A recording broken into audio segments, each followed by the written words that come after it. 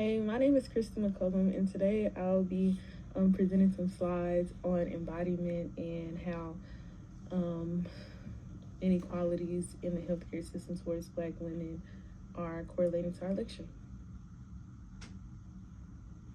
So, what is embodiment? Embodiment, to me, is the process by which social, political, and economic experiences and inequalities become physical and can manifest in the human body that can shape the health of someone, their illnesses, and their different lived experiences. So now I'll talk about how the case studies that we've read demonstrate embodiment of social, cultural values and or inequalities. Just from the readings, I noticed that embodiment is not just a metaphor. It's an actual lived experience that can be shaped by racism, sexism, or structural inequalities just throughout someone's everyday life.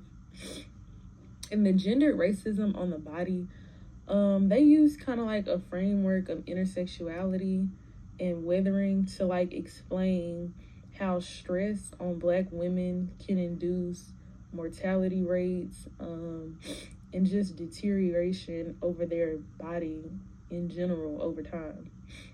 And I feel like a lot of people don't understand the mental toll it takes just on being a Black woman and how that can really affect someone's mental health.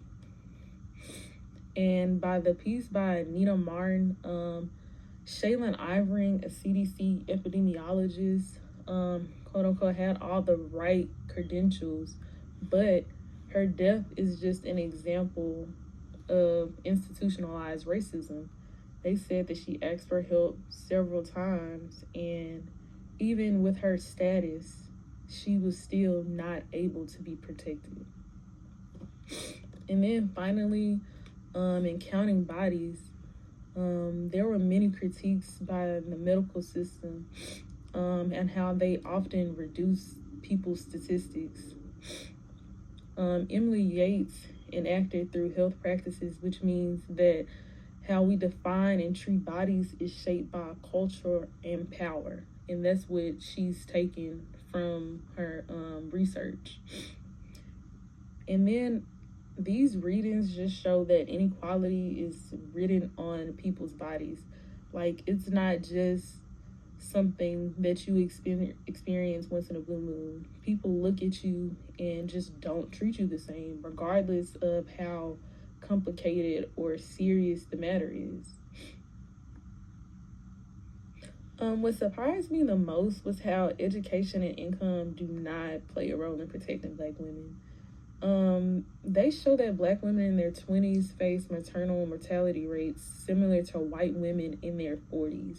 And also from the video that I watched, they said the rate among Black women was 70 deaths for every 100,000 lived births, which is 2.6 times the rate for white women.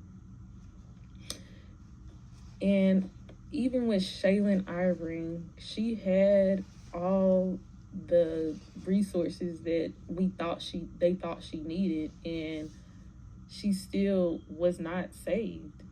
And that also is surprising to me because I know that they said Beyonce also had some complications with her birth, and so did Serena Williams, which are some of the wealthiest Black women in the United States. And you would think, even these women having all the resources that they do, they would receive, somewhat better treatment, but that's just not the case. And there are also a lot of assumptions I had noticed, and it's just like some people are privileged to different access, and I thought being educated or in quote unquote the system would offer protection, but the readings show that they don't. Racism is just across all healthcare systems, regardless of your success. What angered me the most is that even when Black women ask for help, they are constantly ignored. Like when they know something is wrong, even like Shaylin, she asked for help several times and she was constantly ignored. They said she had swelling, high blood pressure issues, and she just was not taken seriously. And even with my mom, after I was born, she expressed to me how she had excess bleeding, and no one saw it or came to like check on her after the birth was given. But one of her friends actually noticed that she was having excess blood, and that's, how I guess one of the doctors came in to help her. But it still shouldn't have taken all that. Like, Black women still need, care after birth as well. And another thing that angered me was, why aren't lawmakers like addressing this issue as much as they addressed people having abortions? Why isn't this as popularized? I don't understand. And what is being actually done to like stop the mortality rates of Black women in the Black community? I just don't really see that much being done when this is an actual crisis.